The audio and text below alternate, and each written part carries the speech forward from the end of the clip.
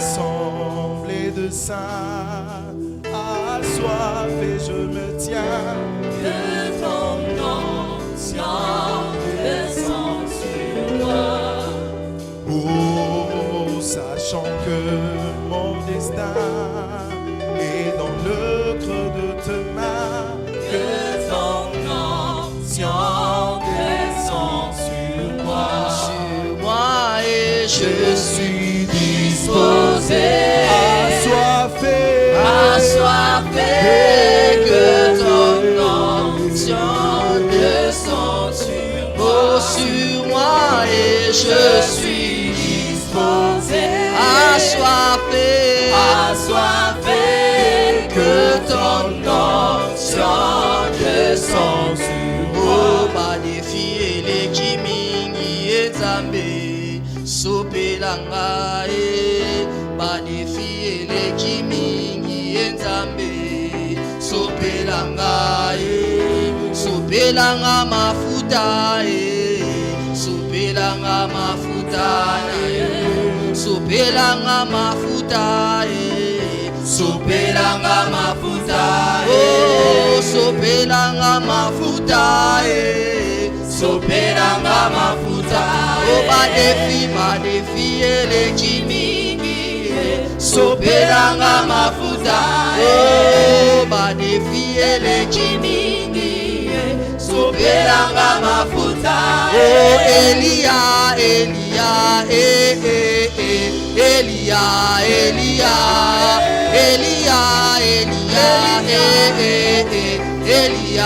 Elia unipakale mafuta baba Elia pakale mafuta baba Elia unipakale mafuta baba Elia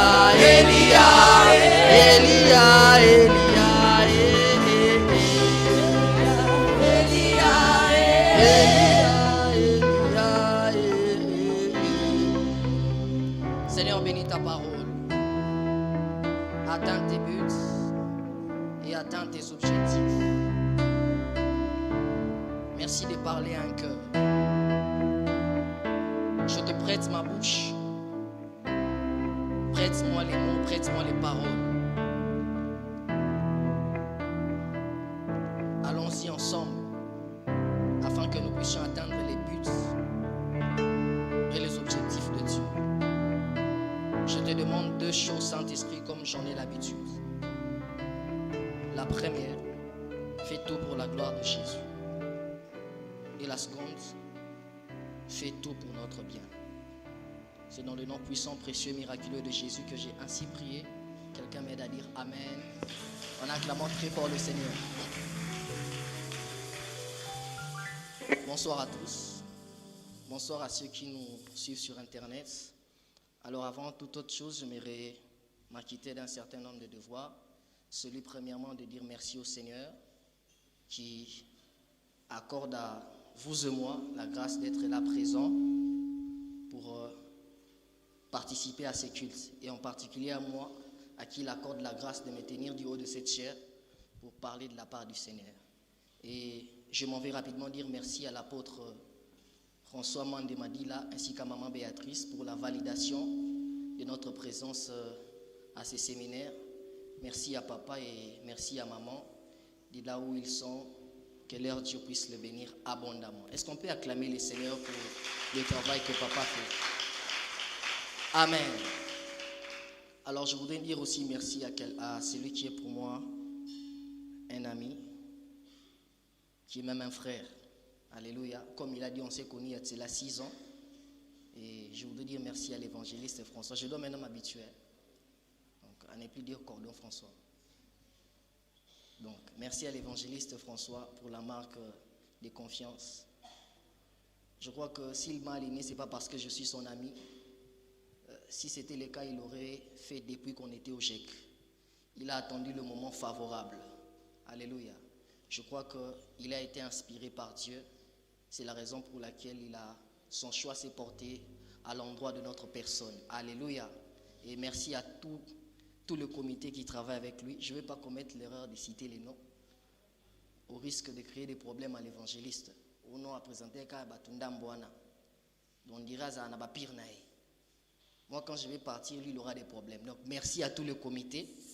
Merci à l'évangéliste Mathieu, ainsi qu'à l'évangéliste Lajoie et à toute l'équipe qui travaille avec lui. Merci pour vos prédications. J'ai suivi les lives. Hier, je ne pouvais pas être là parce que j'avais culte chez nous aussi. Merci. Merci à toi qui es là et merci à toi qui nous suit sur Internet. Je suis fort convaincu et je suis persuadé que le Seigneur va nous faire énormément du bien. Est-ce que quelqu'un le croit? Alléluia. Alors rapidement, j'aimerais nous proposer 3 portions d'écriture. Je suis dans le livre de Joël chapitre 2, le verset 28. Joël chapitre 2, le verset 28, pour celles et ceux qui sont en train d'écrire. Actes des Apôtres chapitre 2, du 1er au 11e verset. Et ensuite, nous allons achever notre voyage dans Proverbes chapitre 16, le verset 4. Joël chapitre 2, le verset 28. Je lis rapidement pour gagner du temps. Est-ce qu'on peut m'accompagner avec Yeshua, le clavier? Après cela, je répandrai de mon esprit sur toute chair. Vos fils et vos filles prophétiseront, vos vieillards auront des songes et vos jeunes gens des visions. Après cela, je répandrai de mon esprit sur toute chair. Vos fils et vos filles prophétiseront. Vos vieillards auront des songes et vos jeunes gens des visions.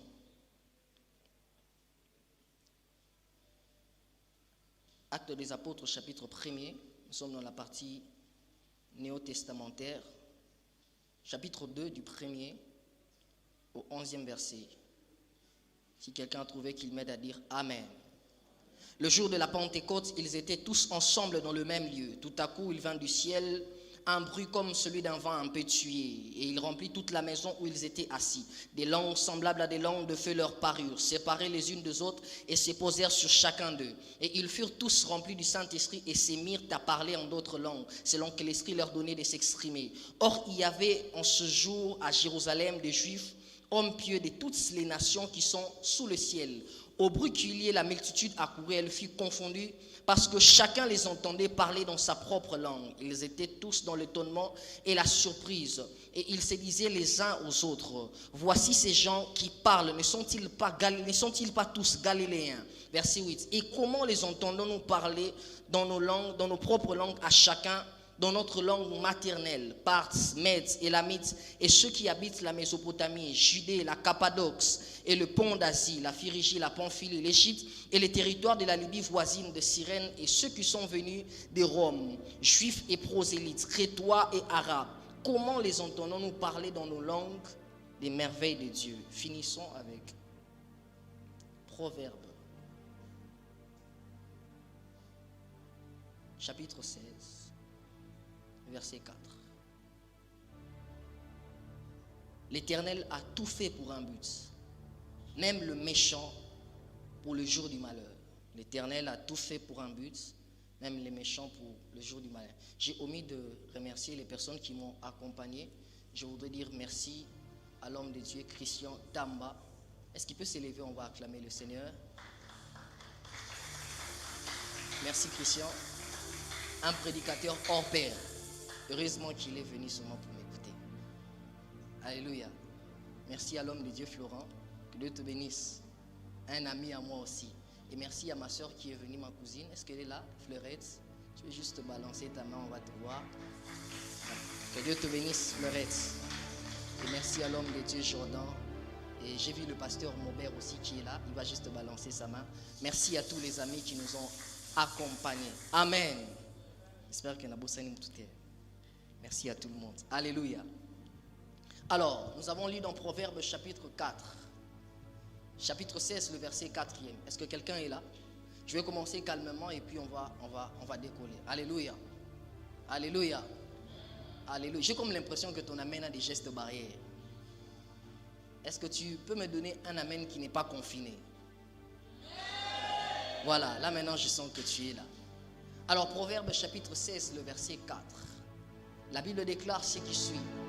L'Éternel a tout fait pour un but, même le méchant pour le jour du malheur. L'Éternel a tout fait pour un but, même le méchant pour le jour du malheur. Ce passage essaye de nous dire que Dieu a tout fait pour un but. Et que même le méchant a été créé pour un but précis. Alléluia. Mais derrière ce passage, il y a deux idées cachées. Deux idées qui ressortent de ce passage, deux idées principales. La première des choses que ce texte essaye de nous apprendre, c'est que ce texte nous apprend que Dieu ne fait rien au hasard. Et Dieu ne fait rien par coïncidence. Suis-je en train de parler à quelqu'un? Quand la Bible dit que Dieu fait tout pour un but, ce texte essaye de nous apprendre que Dieu ne fait rien au hasard. Dieu ne fait rien par coïncidence. Bien-aimés dans le Seigneur, les hasards n'existent pas dans le vocabulaire de Dieu. Les mots hasard n'existent pas dans le jargon de Dieu.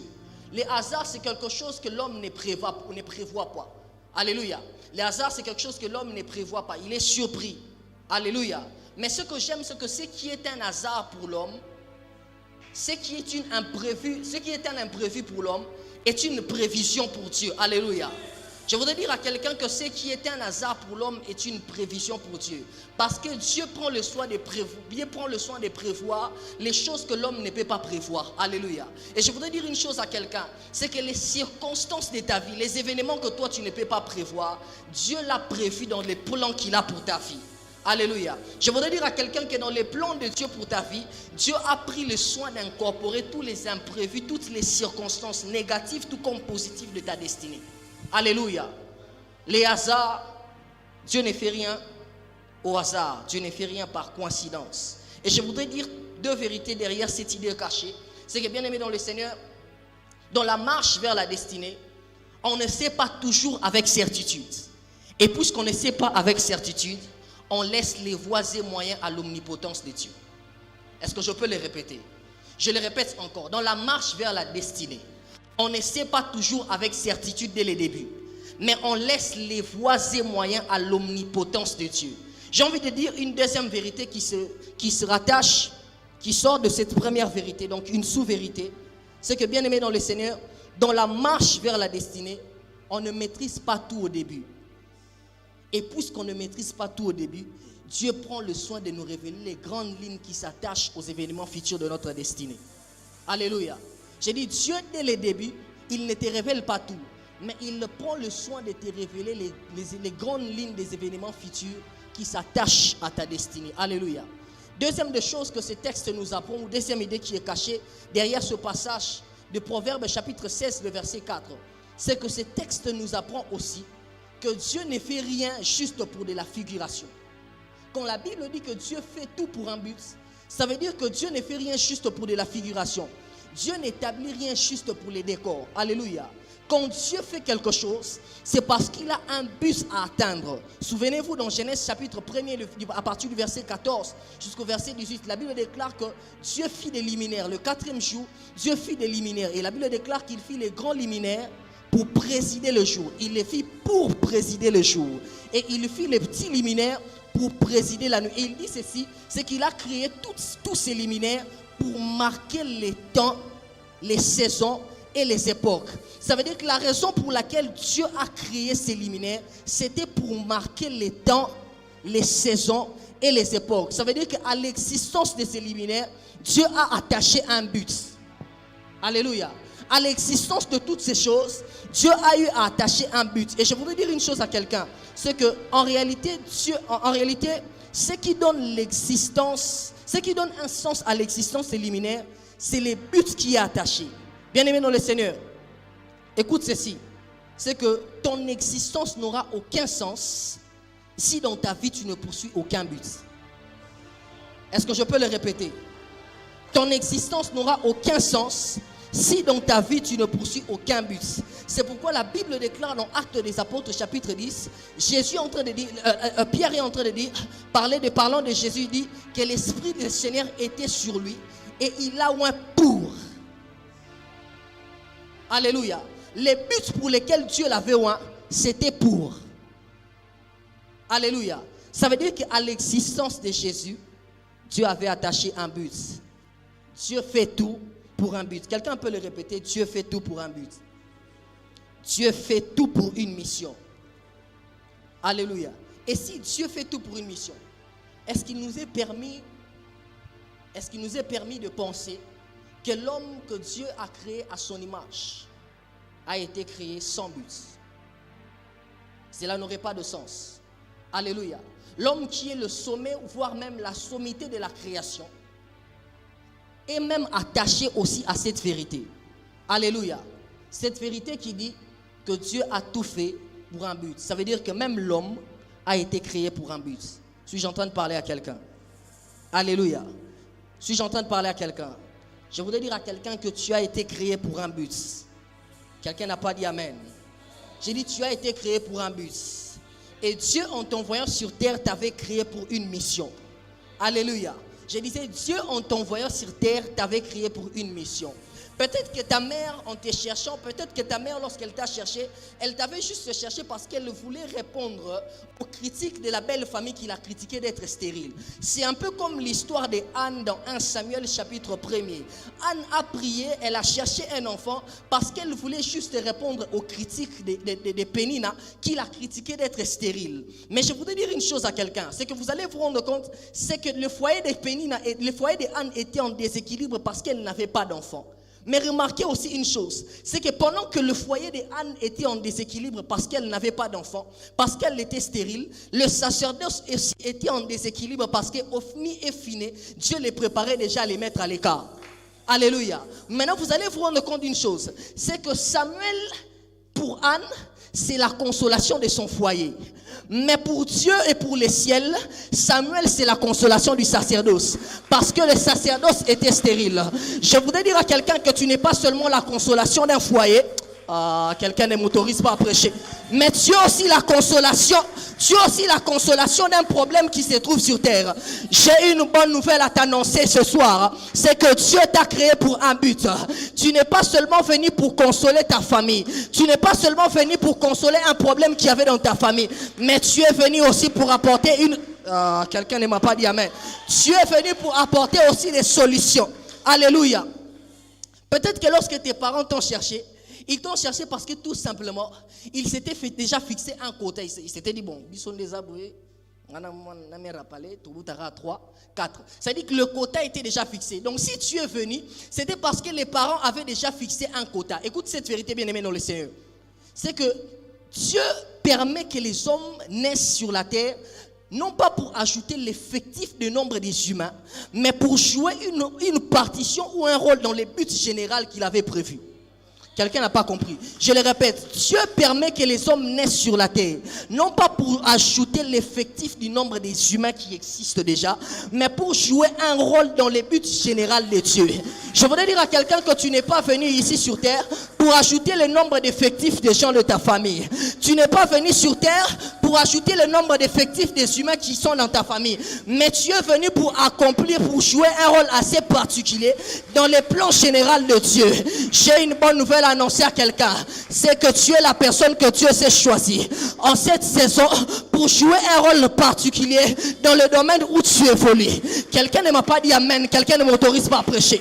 J'ai dit que tu es appelé. Dieu t'a créé pour jouer un rôle particulier dans les plans qu'il avait prévus pour toi. Maintenant, vous allez vous rendre compte, bien-aimés dans le Seigneur, c'est que certains, lorsqu'ils sont venus sur terre, ils pensent qu'ils sont venus pour accompagner les autres. Ils pensent qu'ils sont venus pour voir les autres réussir dans la vie. Je voulais dire à quelqu'un que tu n'es pas venu pour voir les autres réussir.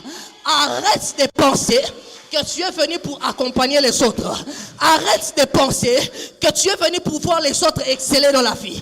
Arrête de penser que tu es venu dans la vie pour voir les autres en train de faire des exploits. Tu es de la race des personnes qui feront aussi des exploits. J'ai dit à quelqu'un, arrête de penser ainsi. J'ai dit à quelqu'un, arrête de penser ainsi. Tu n'es pas venu voir les autres réussir dans la vie. Vous savez, dans 1 Samuel chapitre 17, le verset 28, la Bible déclare, alors que David arrive dans le champ de bataille, écoutez ce que son frère lui dit. Il dit, à qui tu as laissé les brebis de les troupeaux de mon père? Ce que je sais, c'est que je connais la malice de ton cœur. Je connais la malice de ton cœur, c'est pour voir la bataille que tu es venu. Dis avec moi, c'est pour voir la bataille. Dis avec moi, c'est pour voir la bataille. Ça veut dire que pour Eliab, David était de la catégorie de ceux qui ne regardaient que les autres en train de faire leur histoire.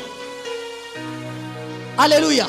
David était de la catégorie de ceux qui ne regardaient que les autres accomplir leur histoire. Ça veut dire que David était spectateur.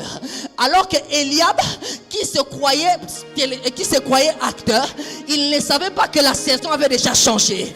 Il a raté l'épisode où l'onction était déjà tombée sur la tête de David. Maintenant écoute ceci. C'est que les spectateurs sont les personnes qui ne sont là que pour regarder l'histoire des autres. Les spectateurs, ce sont des personnes qui ne sont là que pour regarder l'histoire des autres. Ça veut dire que Eliab qualifiait David de quelqu'un qui n'était là que dans la destinée pour regarder l'histoire des autres. Or, lorsque les spectateurs regardent une histoire, il finit par raconter cette histoire. Mais ce qu'ils ne savaient pas, c'est que le spectateur d'hier est devenu l'acteur du film. J'ai une bonne nouvelle à annoncer à quelqu'un. C'est qu'une histoire est en train de commencer avec David. J'ai une bonne nouvelle à annoncer à quelqu'un. C'est que David va commencer sa propre histoire. J'ai dit David, ça va commencer son histoire à lui. Il a trop regardé l'histoire des autres. Fini la saison où tu as trop regardé l'histoire des autres. Fini la saison où tu as raconté l'histoire des autres. J'annonce à quelqu'un une saison où tu commences aussi ton histoire. J'ai dit j'annonce à quelqu'un une saison où tu commences aussi ton histoire. Et vous savez ce que j'aime? C'est que Eliab se croyait être acteur. Et il pensait que David allait raconter son histoire. Mais ce que j'aime, c'est que lorsque David tue Goliath, la Bible est en train de dire ceci. C'est que Dieu a donné à David les bouches qui allaient raconter son histoire dans... Et vous savez ce que j'aime? C'est que la Bible déclare que les femmes étaient en train de chanter. Les femmes chantaient. Ça veut dire que l'histoire de David n'a pas seulement été écrite sur un livre, mais lorsqu'il a accompli cet exploit, les hommes ont raconté son histoire avec des chansons. J'ai dit à quelqu'un que ton histoire sera même racontée par des cantiques. J'ai dit qu'il y aura une chanson qui sera faite juste pour raconter ton histoire. De la même manière que les femmes ont raconté l'histoire de David. Et ce que j'aime encore, c'est que Eliab, lui qui était acteur avant David, son histoire n'est jamais connue dans la Bible. Est-ce que vous avez vu dans la Bible là où on a parlé d'Eliab en train de tuer un géant? Et celui qui était spectateur d'hier, lorsque Dieu a fait de lui un acteur, la Bible déclare que son histoire a été racontée. Et ce que j'aime, c'est que la Bible déclare qu'ils étaient dans le champ de bataille. Or, dans les champs de bataille, il n'y a que 2 hommes. Mais lorsqu'il revenait, je me rends compte qu'il y a une autre catégorie de personnes qui se présentent. Au-delà des hommes, il y a une catégorie de personnes qui se rajoutent. Il y a eu des femmes. Mais l'histoire ne se limite pas là. C'est que son histoire n'a pas seulement été racontée aux femmes. Mais la Bible déclare qu'Abner a raconté son histoire auprès de Saül. J'ai une bonne nouvelle à annoncer à quelqu'un. C'est que Dieu va te donner des bouches qui vont raconter son histoire. Je vois Dieu en train de faire en sorte que ton histoire soit racontée dans toutes les catégories. Que dans toutes les couches de la société. J'annonce à quelqu'un une saison, ton histoire sera racontée. Et vous savez ce que j'aime? C'est que la Bible déclare que David a été qualifié de spectateur. Mais ce jour-là, il y a eu remise et reprise. Celui qui était spectateur hier est devenu l'acteur de l'histoire. Et ceux qui étaient des acteurs sont devenus des spectateurs. J'annonce à quelqu'un la saison de la remise et reprise. Quelqu'un dit avec moi remise et reprise. Quelqu'un dit avec moi remise et reprise. J'ai dit à quelqu'un il y aura remise et reprise. Toi tu deviendras acteur. Et ceux qui ont été acteurs avant toi, qui n'ont rien fait, ils deviendront spectateurs. J'annonce la passation de pouvoir. Quelqu'un n'a pas dit amen. J'annonce une saison de passation de pouvoir. Quelqu'un dit avec moi passation de pouvoir. Mais est-ce que tu peux te rasseoir? Alléluia. Alléluia. Frères et sœurs, le Seigneur ne peut envoyer une personne sur la terre sans avoir confié à cette personne une mission. Je le répète encore, c'est que le Seigneur ne peut envoyer une personne sur la terre sans lui confier une mission.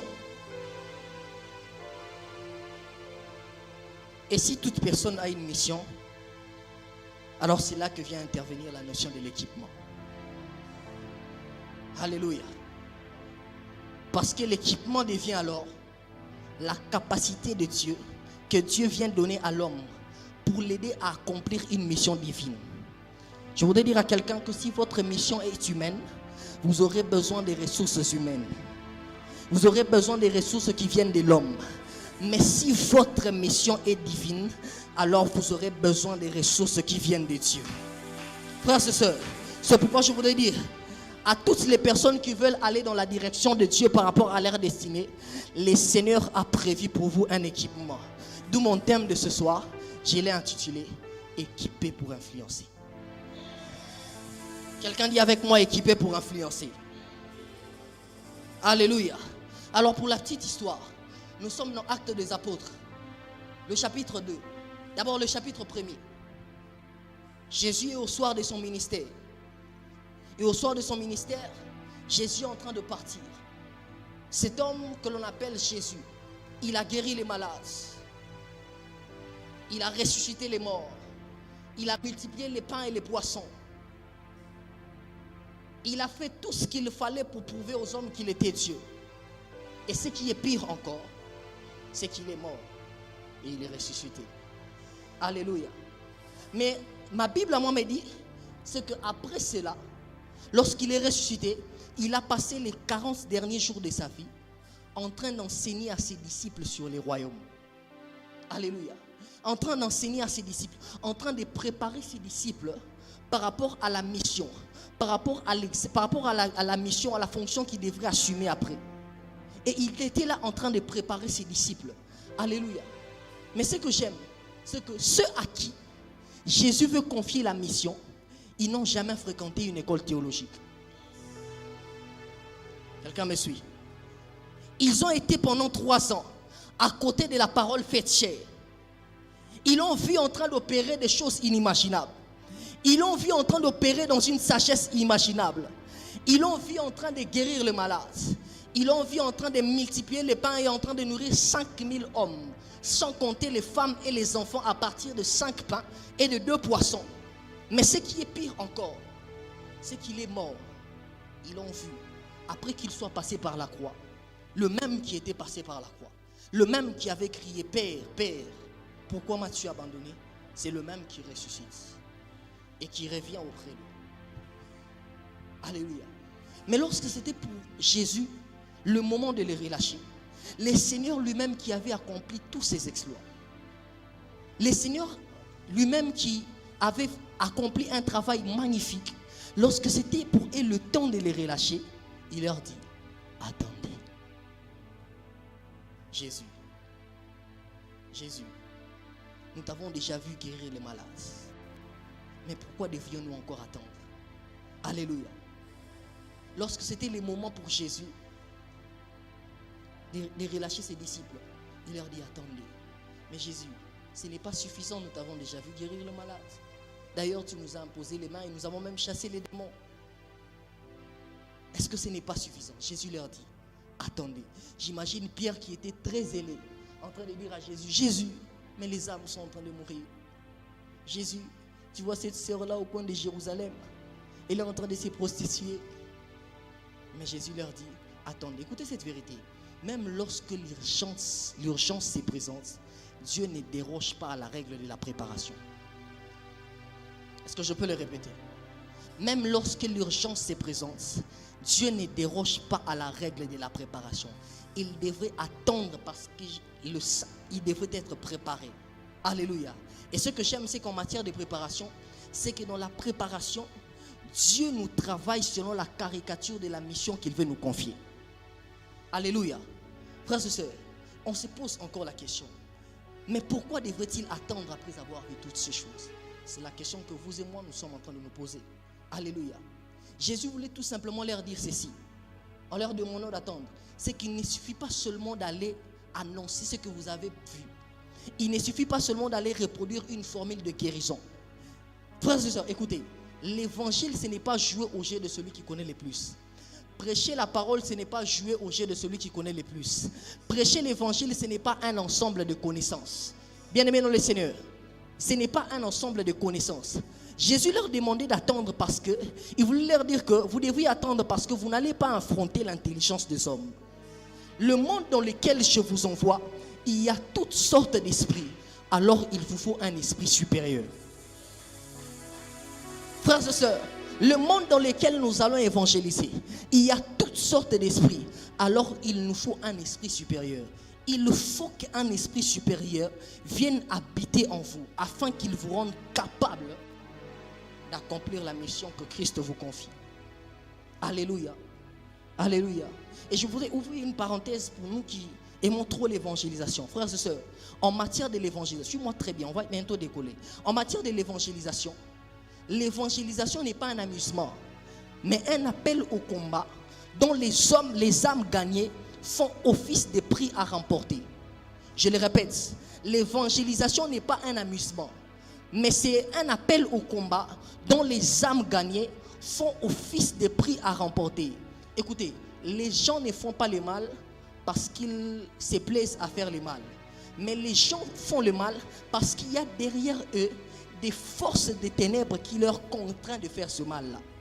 C'est pourquoi dans Romains chapitre 8, le verset 20, la Bible déclare que la création a été soumise à la vanité. Non de son gré, non de sa propre volonté, mais à cause de celui qui l'a soumise. Alléluia. Frères et sœurs, lorsqu'on parle de l'évangélisation, il ne s'agit pas d'un troc, ça veut dire qu'il ne s'agit pas d'un échange. Mais il s'agit d'un bras de fer entre deux entités qui se discutent une vie. Alléluia. Quand tu évangélises, sache-le qu'il y a deux entités. Il y a toi comme la première entité et il y a des forces des ténèbres comme la deuxième entité. Et vous êtes en train de vous disputer une vie. Alléluia. Alléluia. Hommes, frères, hommes et sœurs, les diables n'écoutent pas les langages de la négociation. Le monde des ténèbres, les forces des ténèbres n'écoutent pas les langages de la négociation. Car au ciel, il n'a pas voulu négocier avec les tout-puissants de tous. C'était Dieu. Il s'est opposé à Dieu. Donc ce n'est pas avec toi qu'il va négocier. Alléluia. Le monde invisible n'obtempère pas un souhait. Le monde invisible obtempère un ordre. Alléluia. Alléluia. On a besoin d'un esprit supérieur. On a besoin d'un équipement. Alléluia. C'est pourquoi dans Actes des Apôtres chapitre 10, Pierre dit de Jésus, il dit que l'Esprit du Seigneur est sur moi. Car il m'a oint. Il m'a oint pour. Alléluia. L'Esprit du Seigneur est sur moi. Jésus lui-même, lorsqu'il arrive dans Luc, la Bible déclare ce qui suit. Il dit, cette parole des Écritures vient de s'accomplir. L'Esprit du Seigneur est sur moi. Car il m'a oint pour annoncer la bonne nouvelle, pour délivrer les captifs, pour rendre libres les opprimés, pour appuyer une année de grâce. Alléluia. C'est-à-dire, je comprends par là, dans ce passage, c'est que l'équipement intervient toujours avant l'entrée en service. L'équipement intervient toujours avant l'entrée en service. Lorsque vous voulez vivre sur la terre, c'est que Dieu a prévu au ciel, incontournablement, vous aurez besoin d'un équipement spirituel. Alléluia. Vous ne pouvez pas influencer, bien-aimés dans le Seigneur, sans être équipé. Je le répète encore, vous ne pouvez pas influencer sur la terre des hommes sans être équipé. Vous ne pouvez pas influencer sur la terre des hommes sans être équipé, sans être rempli du Saint-Esprit. Sans être équipé, sans être rempli du Saint-Esprit. Est-ce qu'on peut me donner Yeshua? Je sens la grâce. Quelques observations et c'est par là que nous allons finir. Quelques observations sur Actes des Apôtres, chapitre 2, le verset 1er, verset 11e. Et rapidement, je vais finir. La Bible déclare ce qui suit, au premier verset. D'abord, le verset d'avant, la Bible déclare qu'ils étaient là dans la chambre haute. Jésus leur a dit, attendez à Jérusalem, jusqu'à ce que l'Esprit vienne. Et le verset qui vient après dans le nouveau chapitre, la Bible déclare, c'est que Jésus leur dit, la Bible déclare ce qui suit, c'est qu'ils étaient tous ensemble. Ça veut dire qu'ils étaient dans la chambre haute. Qu'est-ce qu'ils étaient en train de faire? Ils étaient en train de prier. Ils étaient en train de soupirer, en train de demander l'Esprit. Ils étaient en train de demander un équipement. Alléluia. Par là, je comprends, bien aimé dans le Seigneur, c'est que lorsqu'ils étaient en train de prier, la Bible déclare qu'au verset 2, tout à coup, il y eut un bruit comme celui d'un vent impétueux. Le verset 3, la Bible déclare que des langues semblables à des langues de feu tombèrent sur chacun d'eux. Ils furent tous remplis du Saint-Esprit et se mirent à parler en d'autres langues. Alléluia. Par là, je comprends, bien aimé dans le Seigneur, c'est que l'équipement est le résultat d'un processus qui a pour point de départ la communion avec Dieu. Est-ce qu'on peut monter ensemble? Est-ce qu'on peut monter ensemble? C'est que l'équipement est un résultat qui a pour point de départ. La Bible montre qu'ils étaient, au verset 3, ils étaient remplis du Saint-Esprit. Mais le point de départ de toutes ces choses, c'était la communion qu'ils avaient avec Dieu. Ils étaient tous ensemble en train de prier. Frères et sœurs, c'est dans la communion qu'on reçoit l'onction de la destinée. Est-ce que je peux le répéter? J'ai dit que c'est dans la communion qu'on reçoit l'onction de la destinée. Ne cherche pas d'abord l'onction avant la communion. Cherche d'abord la communion et l'onction viendra après. Alléluia. Je le répète, ne cherche pas d'abord l'onction avant la communion. Car cette onction peut te détruire lorsque tu n'es pas en communion avec Dieu. Commence d'abord par rechercher la communion. Alléluia. Et ensuite l'onction viendra après. Car l'onction est reçue dans la communion et elle est conservée dans la communion. Alléluia. Maintenant, suis-moi très bien. Frères et sœurs, il faut respecter le processus. Dis à ton voisin, il faut respecter le processus. On commence d'abord avec la communion. Dis-lui, on commence d'abord avec la communion. Et ensuite, l'onction viendra après.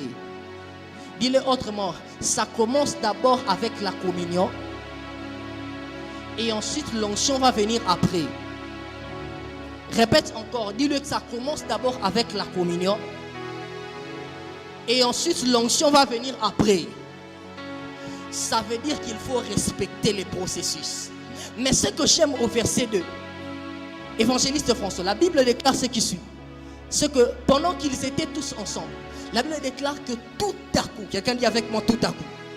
Ça veut dire que soudainement, il y eut un bruit. La Bible dit tout à coup. Ça veut dire que soudainement, ils n'avaient pas prévu cela.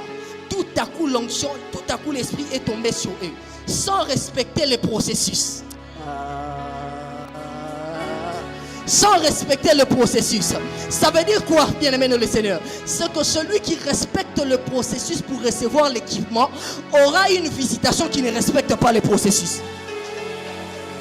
Est-ce que je peux le répéter? Celui qui respecte le processus pour recevoir l'onction aura une visitation de Dieu qui ne respecte pas le processus. Je voudrais dire à quelqu'un, lorsque tu respectes le processus, en passant par la communion, Dieu te donne des exploits en public qui ne respectent pas le processus. C'est pourquoi vous allez vous rendre compte, c'est que dans Esaïe, la Bible déclare ce qui suit. La Bible dit qu'un enfant nous est né, un fils nous est donné. Et la Bible dit que la domination repose sur lui. Dis avec moi, la domination repose sur lui. Il est encore un enfant. Il n'a pas encore grandi. Ça veut dire qu'il n'a pas respecté le processus. Mais le manteau qui est tombé sur lui n'a pas respecté le... J'annonce à quelqu'un où les choses que tu recevras de Dieu ne vont pas respecter le processus. En cette saison, dans cette convention, en ce séminaire, que Dieu donne à quelqu'un un équipement qui ne va pas respecter le processus de ton âge. La Bible dit qu'il est un enfant, mais la domination reposait sur lui. Ça veut dire que les choses que Dieu avait placées dans la vie de cet enfant n'avaient pas l'âge de cet enfant. Bien-aimé dans le Seigneur, il y a des équipements que Dieu peut te donner qui ne peuvent pas correspondre à ton âge. Il y a des exploits que tu peux faire qui ne peuvent pas correspondre à ton âge. J'annonce à quelqu'un où l'équipement que tu recevras de Dieu va créer une confusion autour de ta nature. Celui qui me donne un amen reçoit ces choses. Je prophétise que ce que tu recevras de Dieu en ce séminaire va créer une confusion autour de ta nature. J'annonce la saison de la confusion autour de ce que tu fais. J'annonce la saison de la confusion autour des résultats que tu produis. J'annonce la saison de la confusion autour de ce que tu fais. Pendant que tu évangélises, on se dira, mais il est en train d'accomplir de grandes choses. Parce que ce que tu as reçu de Dieu a créé une confusion. Je prie, on dira que tu es en train de chanter. Azoïmara normal. Mais apparemment pendant qu'il chante, pendant qu'elle chante, il y a des exploits qui sont en train de faire. Apparemment ça le quoi maman de Namwana. Mais on est déjà en train de... Je prie dans le nom de Jésus. Reçois un équipement qui ne va pas respecter le processus. Reçois un équipement qui ne va pas respecter le processus. Ton amen est ordinaire. Ne me donne pas un amen ordinaire. Donne-moi un amen rempli de foi et de conviction. Je ne suis pas venu faire du spectacle. Je ne suis pas venu faire un show. Je suis en train de prophétiser. Si tu crois que c'est par toi que Dieu va passer pour influencer cette destinée, reçois une onction qui ne respecte pas le processus. Que les résultats que tu vas accomplir ne puissent pas respecter le processus. Alléluia. J'ai dit à quelqu'un que ton influence ne va pas ressembler à ton apparence. Troisième observation de ce texte, c'est que la Bible déclare que pendant qu'il priait, des langues semblables. Oh my God. Oh my God, je sens la grâce. Ne sois pas distrait, parce que tout peut se passer. Le tout à coup de Dieu peut se produire. La Bible déclare que pendant qu'ils étaient en train de prier, tout à coup, il eut un bruit. Il eut au ciel un bruit comme celui d'un vent impétueux. Des langues semblables. Dis avec moi des langues semblables. Dis avec moi des langues semblables. Les langues semblables sont tombées sur chacun d'eux. Mais la Bible déclare que chacun a parlé sa propre langue. Ils étaient tous ensemble. C'était le même esprit qui avait agi. Ça veut dire qu'au-delà de l'action commune, chacun a reçu une visitation particulière. J'ai dit à quelqu'un qu'au-delà de l'action commune, il y aura une visitation assez particulière. Écoute, la Bible déclare, c'est que chacun a parlé une langue différente de la langue des autres. Quand l'Esprit est descendu, l'Esprit a inauguré la saison de la diversité et de la complémentarité. Chacun a parlé de la langue de sa destinée. Et je voudrais dire à quelqu'un qu'ici, tu parleras la langue de ta destinée. J'ai dit, tu parleras la langue de ta destinée. Je vois des personnes ici en train de parler la langue des évangélistes puissants. Je vois des personnes ici en train de parler la langue de la destinée. La langue des personnes qui vont créer des entreprises. La langue des personnes qui seront des futurs députés. La langue des personnes qui seront des futurs sénateurs. Je ne sais pas à qui je parle. Je dis à quelqu'un que lorsque l'Esprit descend, chacun commence à parler la langue de sa destinée. Je vois des personnes ici en train de parler la langue de leur destinée. Tu parleras la langue de la destinée d'un prophète. Tu parleras la langue de la destinée de ceux qui doivent voter des lois, de ceux qui doivent commencer à décider sur ces pays. Car nous sommes en train de parler d'équiper pour influencer, pas pour influencer ici à l'église. Frère, la Bible dit tout à coup. Écoutez, il est possible que tu manques les moyens de témoigner à cause de ce que, pas parce que tu ne sauras pas comment expliquer ça, mais parce que tu ne sauras pas comprendre par où Dieu est passé. Il est possible que pendant que tu es sur ta chaise, que tu dis ça avait commencé lorsque le prédicateur était en train de prêcher. C'est en ce moment-là que l'Esprit m'avait touché. C'est en ce moment-là que le Seigneur, j'ai reçu un équipement. Je prie dans le nom de Jésus que le tout à coup de Dieu vienne. Je prie dans le nom de Jésus que la tout à coup de Dieu vienne, afin que quelqu'un manque le moyen de témoigner, afin que quelqu'un ne sache comment expliquer, afin que quelqu'un ne sache comment expliquer. Comment j'ai commencé à prophétiser? Ça a commencé seulement au culte. Comment j'ai commencé à avoir cette envie-là de gagner les âmes? Ça a commencé seulement au culte. Tout à coup, tout à coup, tout à coup, j'annonce le tout à coup de Dieu. Alléluia. Quatrième et avant-dernière observation, c'est que la Bible déclare au bruit qui y est, suis-moi très bien. Lorsque le bruit s'est fait entendre, la Bible déclare que la multitude qui était tout autour sont accourus. Alléluia. Écoute cette vérité, bien-aimé le Seigneur.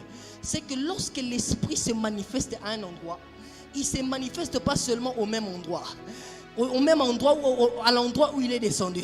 Il commence à se déployer. Lorsque l'Esprit descend à un endroit, son action ne se limite pas seulement à cet endroit-là. L'Esprit commence à se déployer. J'ai dit à quelqu'un que l'onction que tu vas recevoir ne va pas seulement impacter ceux de ton église. L'onction que tu vas recevoir, la Bible déclare qu'il loin d'huile ma tête et ma coupe déborde. L'onction a coulé sur la tête, mais les résultats du débordement, on s'est rendu compte que c'était sur la coupe. L'onction a coulé sur la tête. Or la coupe est tenue entre les mains. Ça veut dire que l'onction qui est descendue s'est déployée, s'est répandue jusqu'à arriver au niveau des mains.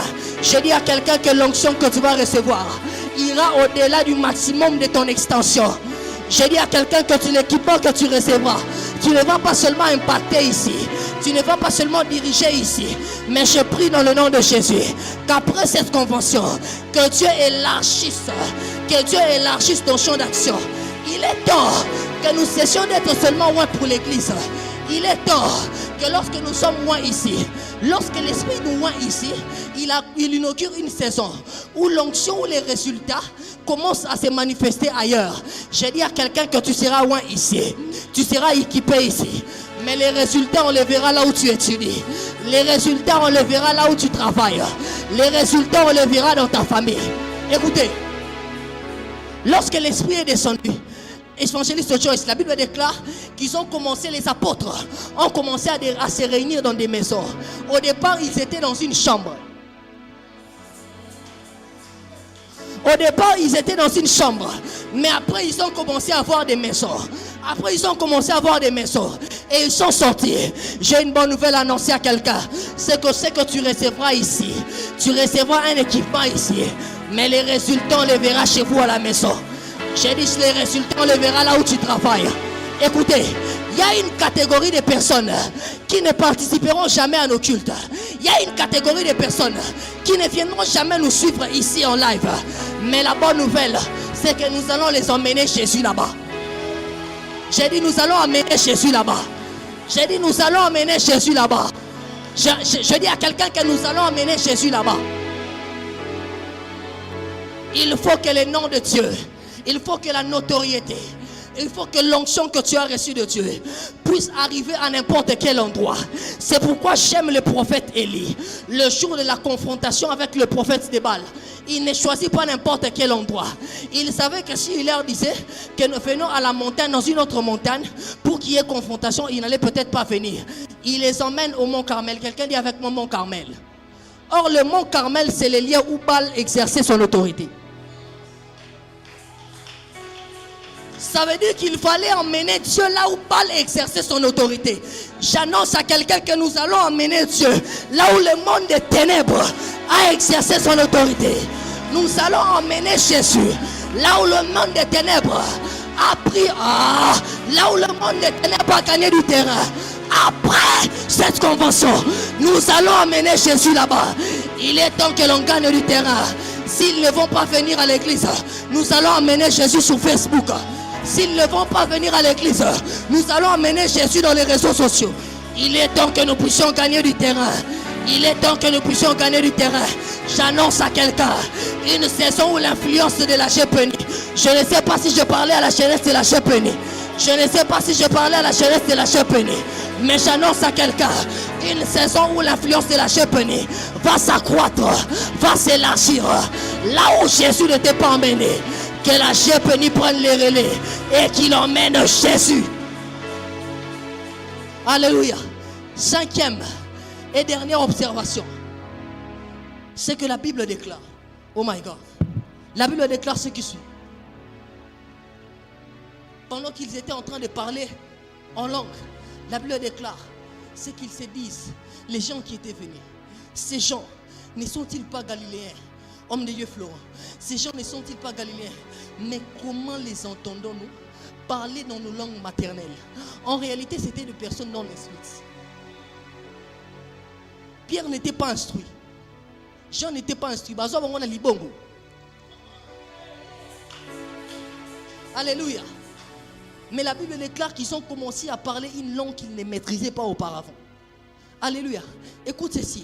C'est que quand l'onction de Dieu, quand Dieu te donne l'onction, quand l'Esprit descend sur toi, tu reçois la capacité de faire surnaturellement ce dont tu n'étais pas naturellement capable de faire auparavant.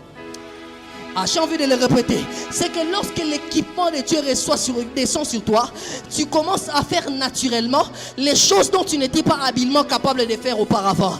Et j'ai une bonne nouvelle à annoncer à quelqu'un. C'est que lorsque l'équipement de Dieu va descendre sur toi, tu vas faire surnaturellement les choses que tu n'étais pas capable de faire. J'ai dit lorsque l'Esprit va descendre sur toi, tu vas faire naturellement les choses dont habilement tu n'étais pas capable de faire.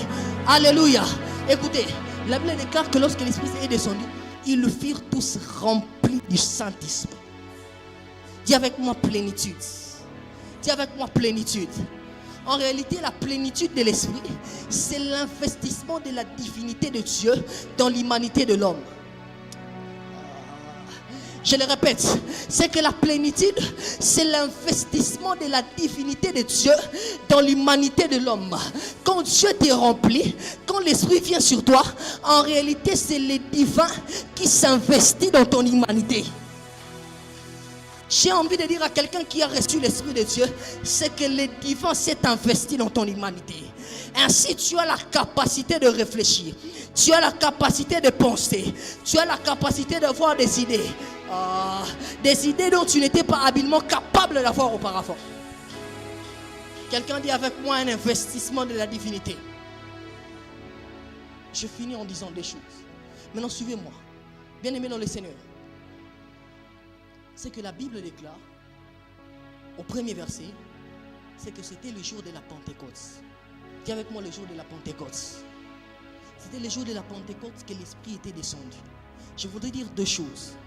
C'est que Joël chapitre 2, 28 est en train de dire, après cela, je répandrai de mon esprit sur toute chair. Et même la Bible parle de la fin. Dans les derniers temps, je répandrai de mon esprit sur toute chair. Ça veut dire, bien aimé dans le Seigneur, c'est que la venue du Saint-Esprit marque ce que l'on appelle dans la Bible les derniers jours. Alléluia. Marque l'inauguration de ce que la Bible appelle les derniers jours. Ça veut dire que les temps de la fin ont bibliquement commencé lorsque l'Esprit était descendu. Et vous savez, Timothée est en train de dire qu'au temps de la fin, les hommes seront fanfarons et ennemis des gens. Mais il parle de beaucoup de choses. Mais j'ai une bonne nouvelle à annoncer à quelqu'un. C'est que les temps de la fin ne sera pas seulement caractérisé par la croissance de l'iniquité. Le temps de la fin ne sera pas seulement caractérisé par la croissance du mal. Parce que le Saint-Esprit est celui aussi qui inaugure le temps de la fin. Ça veut dire que pendant qu'il y aura la croissance du mal, il y aura aussi la croissance de... il y aura aussi la croissance de choses spirituelles. C'est pourquoi la Bible déclare dans Matthieu chapitre 15, si je ne me trompe pas, dans la parole où les blés et les livrés, pendant que les blés étaient en train de croître, l'ivraie aussi était en train de croître. Et il dit laissez-les croître ensemble. Lorsque l'ivraie va croître, j'ai dit à quelqu'un que les blés aussi va croître. Lorsque les faux seront en train de s'élever, j'ai dit à quelqu'un que les vrais vont aussi s'élever. Je prie dans le nom de Jésus, puisque tu fais partie de la catégorie des personnes qui sont dans les vrais. Je prie que Dieu te suscite parmi les personnes qui vont confronter avec le diable, qui vont exercer une confrontation avec le diable. Quelqu'un dit avec moi, laissez-les croître ensemble. Mais j'ai dit une dernière chose. Est-ce qu'on peut me changer de son? Tout l'honneur. Prenez le Seigneur, écoutez. Ce que la venue du Saint-Esprit annonce aussi le coup d'envoi final de l'évangélisation. J'ai envie de le dire autrement. C'est que la venue du Saint-Esprit annonce le coup d'envoi de l'évangélisation finale. Parce que c'est lorsque l'Esprit est venu que l'ordre de Matthieu chapitre 28, le verset 18 s'est accompli. C'est que l'ordre de Matthieu chapitre 28 a commencé à être conjugué par les apôtres lorsque le Saint-Esprit est venu. C'est quand l'Esprit est venu qu'ils ont été capables d'aller de lieu en lieu. Qu'ils ont été capables d'aller pour annoncer la bonne nouvelle. Et je voudrais dire une chose à quelqu'un. C'est que le temps est venu. Nous sommes au temps de la fin. Il faut arrêter de prêcher pour prouver aux gens. Nous sommes au temps de la fin. Nous sommes au temps où le coup d'envoi a été déjà donné. Il faut arrêter de prêcher pour impressionner les gens. Il faut arrêter de prêcher pour avoir des likes. Il faut arrêter de faire des choses pour impressionner le public. Parce que nous sommes au temps de la fin. Lorsque l'Esprit est répandu, c'est pour que nous puissions nous mettre à évangéliser. Parce qu'il n'y a plus de temps. Il faut que l'Église s'élève. Il faut que l'Église s'élève. Il faut que l'Église s'élève. Et je le dis, lorsque l'Esprit descend, il te rend capable d'accomplir des choses naturellement. Il te rend capable d'accomplir naturellement les choses que tu n'étais pas habilement capable. Lorsque l'Esprit descend, Il te donne la capacité de faire surnaturellement les choses dont naturellement tu n'étais pas capable de faire auparavant. Est-ce qu'on peut s'élever? Et l'Esprit de Dieu est en ces lieux.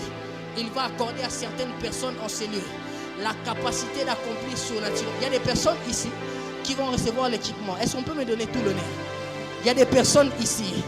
Et très bientôt, je vais rendre les micros. Mais il y a une catégorie de personnes. Est-ce qu'on peut déjà commencer à prier? Ne t'attends pas à l'homme